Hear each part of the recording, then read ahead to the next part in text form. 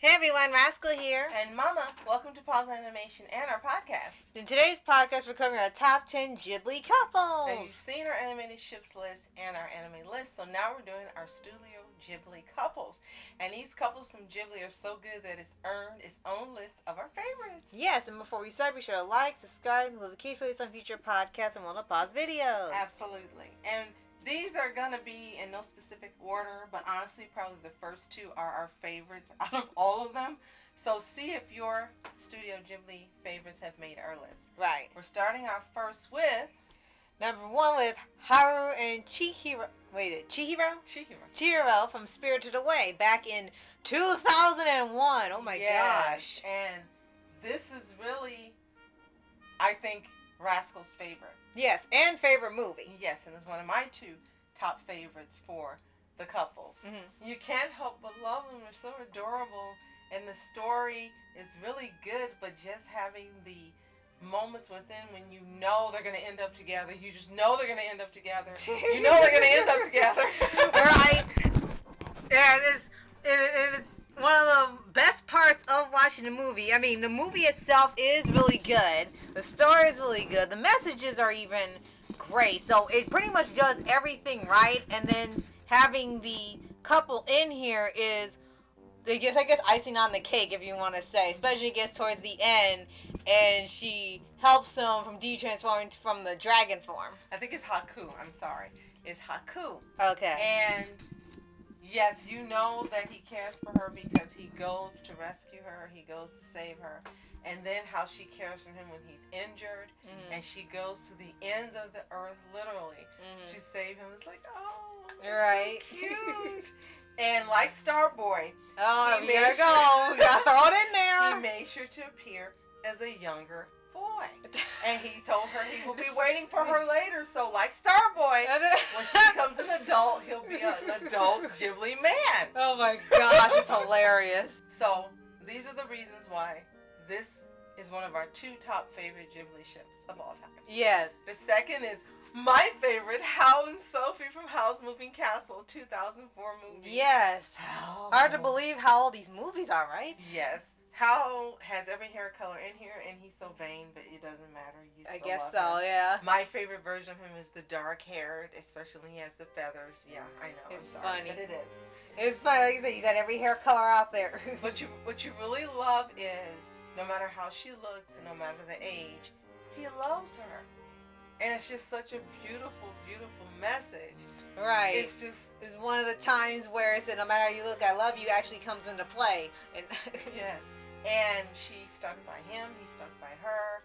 And it's just a fun movie with a couple of messages that are a little hard-hitting, but they're not pretentious. And you don't mind getting the lesson within the movie. Right. You've got other fun characters that help to build them and make them have more character development. Right. With the entire cast. Right. Yeah, and even make you like them more. And it's probably one of the best Ghibli movies out there. I mean, they're all great, but this is definitely one of the highest rated ones. Absolutely. This is my favorite, and I'm so grateful that Rascal bought it for me for my birthday. Yeah. And don't forget Christian Bale's in it, too. Yes, so. Christian Bale. So I can watch it over and over and over. You're right. So our third favorite couple is Sean and Arrietty from The Secret World of Arrietty in 2010. Fun fact, our family, I should say, was introduced to the world of Studio Ghibli because of Rascal. She wanted this movie, and this is back when they were still having the Disney points where you could take the points and get movies. And so she got lots of Disney movies and series as a result of that.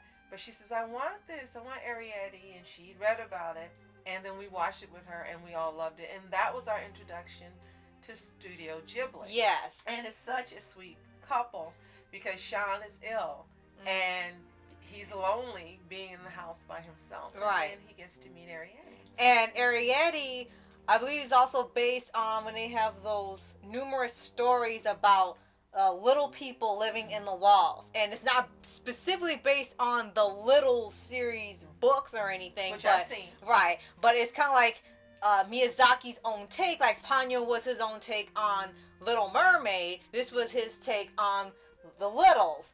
And it's hilarious because of, like you said from one of the patches, how lengths she goes to help him and lengths he goes to save her. And it's all just taking place in a house. It's not in a faraway land, in a fantasy world. It's all taking place in this one quiet house, and all this crap happens. And it actually, all Studio Ghibli movies look beautiful.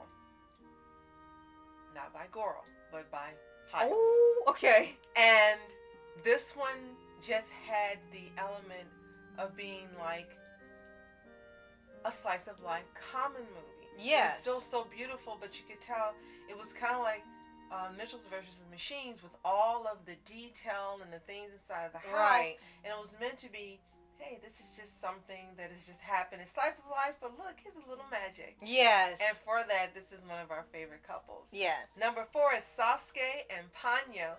From the movie Ponyo, 2008. Yes. Yes, I adored her. This is another one of those movies that Rascal got with Disney points. Yes. And I adored Ponyo from the beginning. As soon as I saw her, I was just like, oh. And the way she behaved, and she fell in love with Sasuke like that. I should have stopped more. No, okay, we need to quit mentioning them. And in here, we know how the Disney Little Mermaid movie went, and we kind of know how the original story went. It's not all that happy, surprisingly. So it was kind of a shock that he did a movie like this. And it's so hilarious when she sees him and he helps her, and she's still this little itty bitty red fish. And then when he puts her back into the ocean and go back home, she doesn't want to go back home. And Dad's like, what's wrong with you? She wants ham, and she wants the human food. Yes. She said, yeah, Ponyo loves Sasuke. Yes, her little legs starts running. It's so cute. But it's so adorable because it's a puppy type love. Right. I think that's what I heard my mom call it. And they're so little and they're so sweet, and you know they're going to end up together forever. And it just pulls your heartstrings and makes you happy. And I think that's one reason I absolutely love and adore this couple. Yes. Number 5 is Seiji and Shizuku. Whisper of the Heart, Sylveon. Yes, one of my 1995. Yes. And this is one of the latter movies we've watched of Ghibli. Yes. And we actually watched this in the backwards order when we heard one about called The Cat Returns. Coming up. And we watched that first thinking, oh, it's a standalone movie and everything. But no, it's actually a sort of spin-off movie to Whisper of the Heart, where the cat was turned into a story, and she made a story based off the figure she saw. And that ended up being his own movie. So when we saw this one, this actually ended up being pretty good too. And it's another one, to me, that reminds me of Arrietty, where it's slice of life and just something like common. It's like you're just the everyday person. And the fantasy comes in when she writes in the story. And I thought it was so funny when they were playing the country music. Yeah. Glenn Campbell, I was like, oh, I know who that is. Right. And it was all throughout. It was hilarious. Yes. So you like the rapport between them. You like, of course, how they get off to a rocky start. And then they end up falling for each other. Right. And it's adorable. And the story is just very nice. And this is one of those movies that when you finish watching it, you feel very calm, very peaceful, and very happy. Yeah. That you know they ended up together. Especially with the ending, yes. So number 6. And we just mentioned it. The Baron and Haru. Like, okay, from The Cat Returns, we just mentioned from 2002. And this has Hori Masayuki vibes. Oh gosh, I thought that was hilarious. Monthly Girls and Zaki Tune. That's all I thought when I saw it. And I said, why did Hori give off sophisticated cat energy for whatever reason? But you fall for the Baron while you're watching. You can see why she falls and she doesn't even want to go back home. That's hilarious. She never goes back to the human world. And she stays a cat, yeah. And she's just kitty sophistication. Oh my gosh. It's one of the most unexpected yet ironically fun ships they've come up with in Ghibli history. And another cat he reminds me of is the one from My Cat Legend. Yes, Lee Bond. Yes. I get those vibes too. Right. And whoever thought you would watch this movie and it would be so fun and whimsical and have this type of romance in here that it's like, okay, no, but yes, maybe. Okay. Right. It was such a weird. Okay. And she liked this boy that liked her, and she liked this boy in the beginning. By the end of the movie, she was like, "Who?" She didn't want him anymore. She didn't care about him anymore. She didn't care about someone else. Whatever. And the girl said, "Oh, that guy you like, he's available now. Oh, well, I hope he finds somebody else since the other one didn't work out. She's like, what? You've been after him all this time? What changed? And it's like, okay.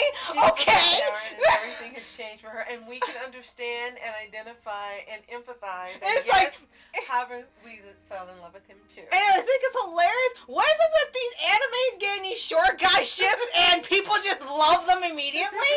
It keeps happening. It happens. Great writing and great characters. So number 7 are Shin and Unu from Up on Poppy Hill from 2011. Yes. Now this one might be slightly controversial, but it shouldn't. If you watch the film in its entirety, you'll understand why we ship them and why it's okay because of the storyline. And that storyline is what makes you happy that they end up together at the end, because you know they've fallen for each other.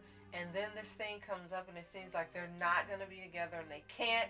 And you're just as heartbroken as them and you're not even in the movie. Right. Like, and then when you find out, okay, there's wrong. Yes! Right. And you're so happy that they end up together. And again, that is evidence of excellent writing and movie making, direction, and production, that you're just as happy as they are that they end up together. And it's the only film by Goro Miyazaki that we actually liked.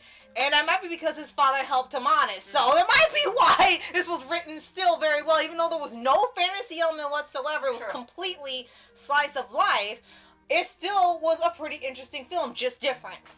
Number 8.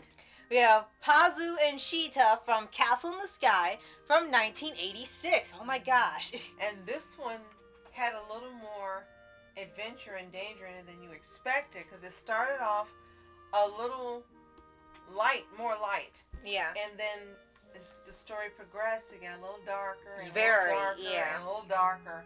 So at the end, you thought someone was going to be taken out. Yeah. And it's still a fantastic film, but you could see how much the stakes were raised the further it got towards the end, and you were worried that one of them wasn't going to make it, to the point where you'd be like really pissed at the movie if one of them died. Yes. And you were very happy how it ended up ending. And the ship, well, a couple being shipped together brought you joy in the end, and you were happy that there was a happy ending all the way around. And you ended up loving the characters, and you could see why Pazu fell for Shita. Right. And it's just another wonderful Ghibli movie. With a magical ship. Number 9 is Tombo and Kiki from Kiki's Delivery Service from 1989. And there's not only one couple in here, but 2, including Gigi, getting a girl Kitty and getting married. Right, it was hilarious.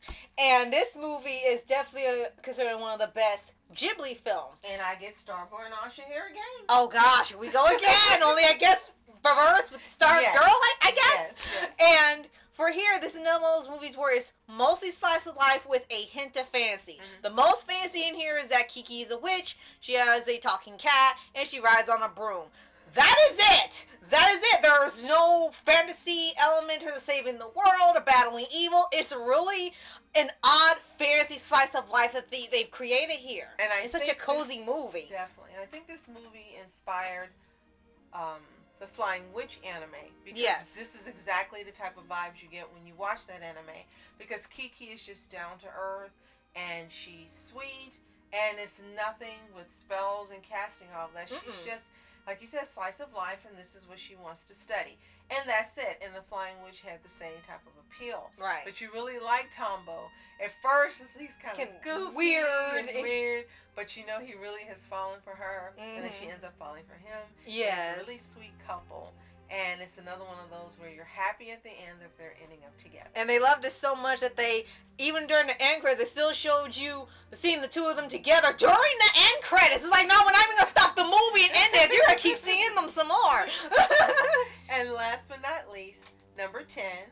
Asbel and Nausicaa from Nausicaa, the Valley of the Wind from 1984. My gosh, you don't realize how old these movies are. With the content of the movie and the tone and the messages in it, you didn't expect to see a couple. At all. I sure didn't. I just thought when they had a boy in here, it was just a male character, and that's it. Surprised to see that as the movie went on, they actually had a ship, especially with her trying to save the village. So that was a surprise. Absolutely. It's like, even here we gotta put it in. And as they said, she was a strong, independent woman, but she still wanted her man. Okay, Miyazaki. And he loved her and she loved him, and he respected her and she respected him, and she waited for him. She waited for him. She was strong and independent, but she waited for her man. It's like, why can't you do this, movies? Yes. So you love the ending of them being together.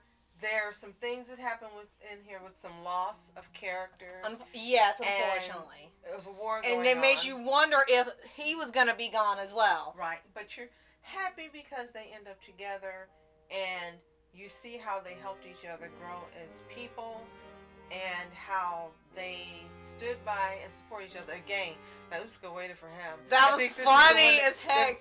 That I remember the most, because we kept saying she's waiting for him. Right? That was one of the most hilarious thing. That, oh my gosh, is happening. So our final is Asbo and Nausicaa. Yes. So do any of your favorite Studio Ghibli couples make our list? Let us know in the comments. Yes, and if you haven't already, subscribe for updates and reviews for your anime series, anime shows, and all things animation. And thank you so much for your support and for joining us and subscribing and viewing and sharing our videos. It helps out our channel a lot. And as always, remember, you are our specials. Thank you so much for watching Mask Entertainment And Mom Entertainment. Have a fantastic day. Peace.